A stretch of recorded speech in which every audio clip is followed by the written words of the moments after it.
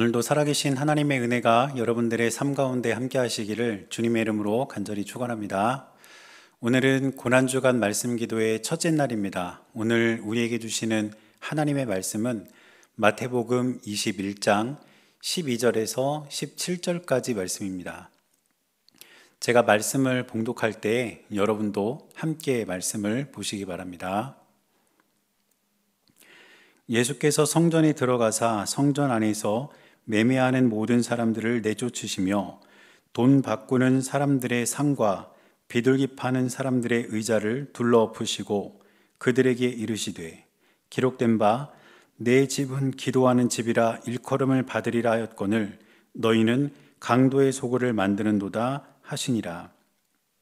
맹인과 저는 자들이 성전에서 예수께 나오매 고쳐주시니 대제사장들과 서기관들이 예수께서 하시는 이상한 일과 또 성전에서 소리질러 호산나 다윗의 자손이여 하는 어린이들을 보고 노하여 예수께서 말하되 그들이 하는 말을 듣느냐. 예수께서 이르시되 그렇다. 어린아기와 젖먹이들의 입에서 나오는 찬미를 온전하게 하셨나이다 함을 너희가 읽어본 일이 없느냐 하시고 그들을 떠나 성 밖으로 베다니에 가서 거기서 유하시니라.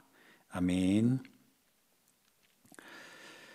예수님께서는 공생의 사역을 마감하시면서 이제 십자가의 길을 걷기 위해서 예루살렘으로 들어가셨습니다. 그래서 우리가 어제 종려주의를 지켰는데 예수님께서는 이렇게 예루살렘으로 들어가신 이후에 십자가를 지시기 전까지 여러 가지 말씀과 또 비유를 통해서 제자들과 사람들에게 가르침을 주셨습니다.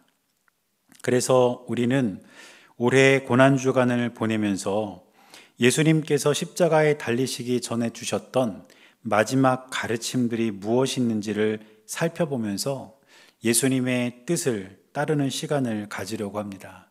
그래서 오늘부터 6일 동안 예수님의 마지막 가르침을 6가지 정도 마태복음 본문을 가지고 함께 살펴볼 텐데 그 말씀들을 저와 여러분들이 살펴보면서 예수님께서 진정으로 원하셨던 그 예수님의 뜻을 따라 살아가는 저와 여러분들이 될 수 있기를 주님의 이름으로 간절히 축원합니다. 먼저 오늘 우리가 읽은 본문을 보면 예수님께서 성전으로 들어가셨습니다. 그런데 이 성전은 예전에 바벨론 포로에서 돌아온 스룹바벨이 건축했던 성전을 이제 헤롯 왕이 유대인들의 환심을 사기 위해서 더 크고 화려하게 증축한 그런 성전이었습니다. 유대인들의 환심을 사기 위해서 성전을 증축했다. 이 사실에서 알 수 있는 것처럼 당시의 성전은 성전의 기능을 완전히 상실한 상태였습니다. 그래서 오늘 본문의 12절 말씀을 보면 이렇게 기록하고 있습니다. 예수께서 성전에 들어가사 성전 안에서 매매하는 모든 사람들을 내쫓으시며 돈 바꾸는 사람들의 상과 비둘기 파는 사람들의 의자를 둘러 엎으시고 이렇게 기록합니다. 지금 성전의 상황은 전혀 성전답지 않은 모습이었고 그런 모습을 보신 예수님께서는 크게 화를 내시면서 그 사람들을 내쫓으시고 그들의 상과 의자를 둘러 엎으신 것이었습니다. 이 상황을 조금 더 자세히 살펴보면 먼저 물건을 매매하는 사람들로 성전은 가득 차 있었습니다. 서로 물건을 사고 파는 그런 사람들이 흥정을 하고 돈을 주고 받으며 물건을 파는 그런 모습이 있었다는 것입니다. 또 두 번째로는 돈을 바꾸어 주는 사람들도 있었습니다. 조금 뒤에 더 자세히 살펴보겠지만 각자의 필요에 따라서 서로 다른 화폐를 환전하는 그런 사람들이 있었다는 것이고 또 비둘기 파는 사람들이 있었다 이렇게 기록하고 있는데 비둘기는 여기서 재물을 의미합니다. 그러니까 재물을 돈 주고 파는 사람들이 성전 안에 있었다는 뜻입니다. 지금 예수님께서 예루살렘으로 들어가신 이 때는 6월절 기간이었습니다. 그런데 6월절 기간에는 예루살렘 안에 사는 사람들뿐만 아니라 다른 지역에 살고 있는 유대인들도 성전을 순례했습니다. 그 당시 예루살렘의 인구가 약 3만 명 정도였다고 합니다. 그런데 6월절 기간이 되면 그 6월절 기간에 예루살렘 안에 머무는 사람이 몇 명이었냐면 약 18만 명이었습니다. 그러니까 평소보다 6배나 많은 사람들이 예루살렘 안에 들어왔고 그 안에서 여러 가지 일들이 있었던 것입니다.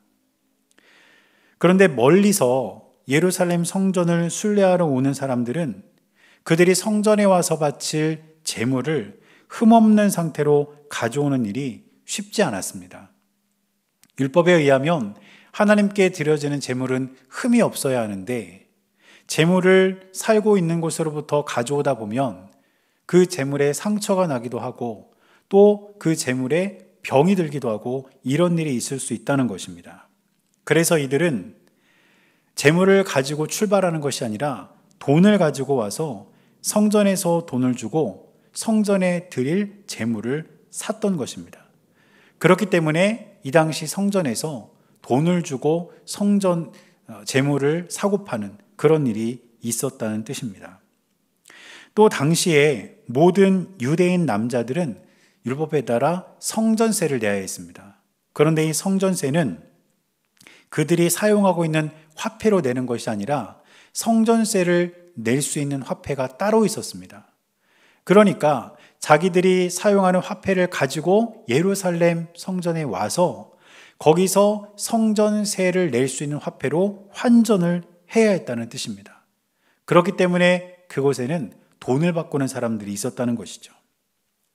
그리고 이 모든 일이 성전에서 이루어지면서 성전의 본래 기능은 상실하게 된 것입니다. 이들은 돈으로 재물을 주고 팔면서 일종의 이익을 남겼고 화폐를 환전해 주면서도 일종의 이익을 남기게 되었습니다. 그리고 더 많은 이익을 남기고자 경쟁하듯 그들은 그곳에서 경제활동을 벌이면서 성전과는 전혀 상관없는 모습을 보이게 된 것입니다. 이런 상황에서 예수님께서는 이들의 상과 의자를 둘러엎으시면서 그들에게 분명하게 선언하셨습니다. 그 선언이 무엇이냐면 성전은 기도하는 집이라는 것입니다. 그래서 오늘 본문의 13절을 보면 예수님께서 이렇게 말씀하셨습니다. 그들에게 이르시되 기록된 바 내 집은 기도하는 집이라 일컬음을 받으리라 하였거늘 너희는 강도의 소굴을 만드는도다 하시니라. 이미 구약 성경에 하나님의 성전은 기도하는 집이라고 일컬어지는 그런 기록이 있습니다. 예수님께서도 이 사실을 잘 알고 계셨습니다.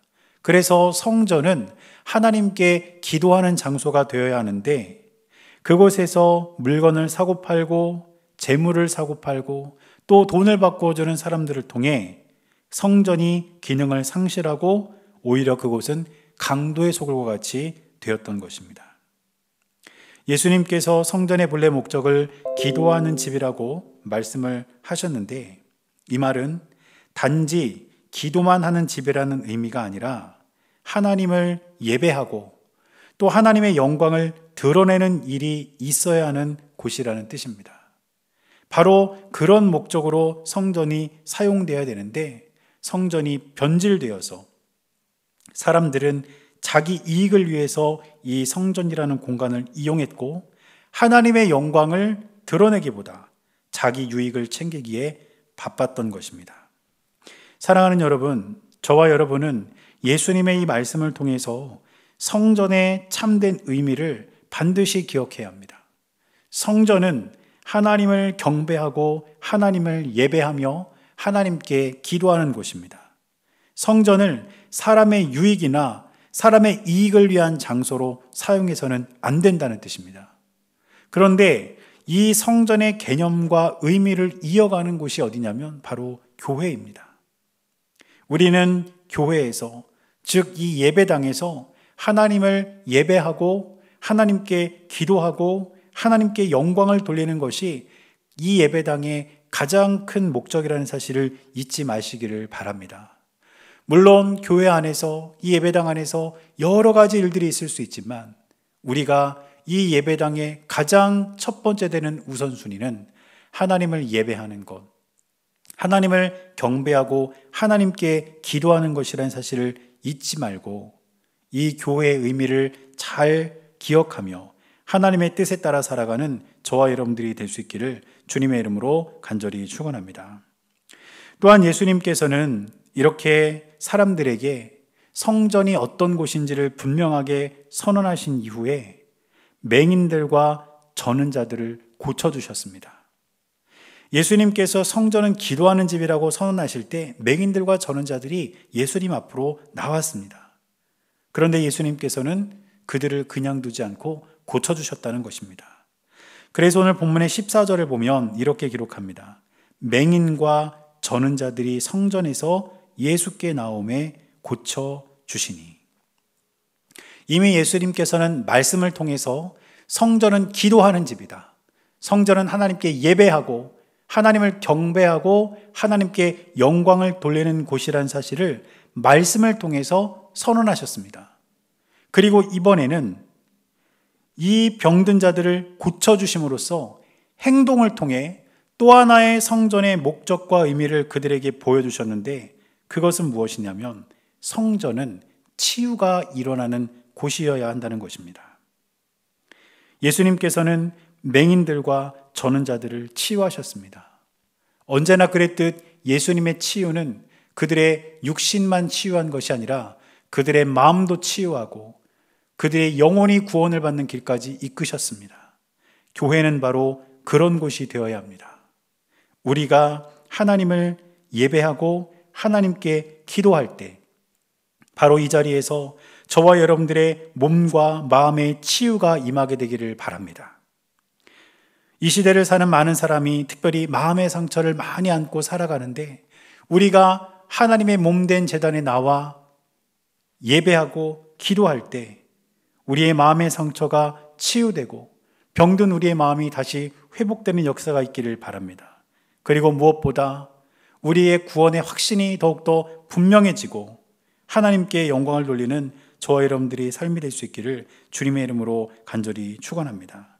그래서 성전의 개념을 이어가는 우리 교회는 바로 이 예배당은 하나님께 기도하는 곳, 하나님을 예배하고 경배하는 곳, 그리고 우리의 몸과 마음과 영혼의 치유가 일어나는 곳이라는 사실을 우리가 기억하면서 교회를 교회답게, 예배당을 예배당답게 그렇게 가꾸어가는 저와 여러분들이 될 수 있기를 주님의 이름으로 간절히 축원합니다. 그래서 오늘 우리가 두 가지를 함께 기도하며 첫째 날 고난주간 말씀 기도회를 함께 보내려 하는데 첫 번째는 우리가 성전의 참된 의미를 잊지 않게 해달라고, 이 교회, 이 예배당의 참된 의미를 우리가 잊지 않고 살아가게 해달라고 우리가 함께 기도하기를 바라고, 두 번째로는 우리의 몸과 마음에 예수님의 치유가 있게 해달라고, 우리의 몸도 우리의 마음도 우리의 영혼까지 치유되는 그러한 은혜가 우리 가운데 있게 해달라고 함께 기도했으면 좋겠습니다. 그리고 특별히 이 고난주간 말씀 기도회를 우리가 진행을 하면서 지금 회복 중에 계신 우리 오해숙 권사님의 치유와 회복을 위해서 우리가 또 함께 기도할 수 있는 저와 여러분들이 될 수 있기를 바랍니다. 다 함께 기도하시겠습니다.